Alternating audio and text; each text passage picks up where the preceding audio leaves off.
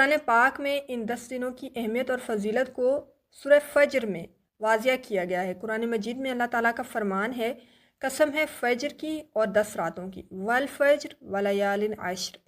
بہت سے علماء اکرام کا قول ہے کہ 10 راتوں سے مروی ذی الحج کے پہلے 10 دن ہیں، اور فجر سے مراد بعض کے نزدیک عید الاضحیٰ کی فجر ہے۔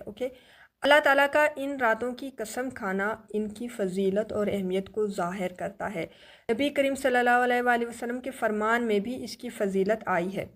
حضرت عبداللہ بن عباس رضی اللہ عنہ سے روایت ہے کہ جناب نبی کریم صلی اللہ علیہ وآلہ وسلم کا ارشاد گرامی ہے، جو اعمال ان 10 دنوں میں کیے جائیں وہ دوسرے دنوں کی نسبت اللہ تعالیٰ کو زیادہ محبوب ہیں۔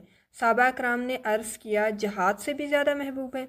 فرمایا، ہاں، جہاد سے بھی زیادہ، مگر جس نے اپنی جان اور مال سب قربان کر دیا اور واپس نہیں آیا، اس صورت میں جہاد زیادہ محبوب ہے، اس صورت میں جہاد زیادہ افضل ہے۔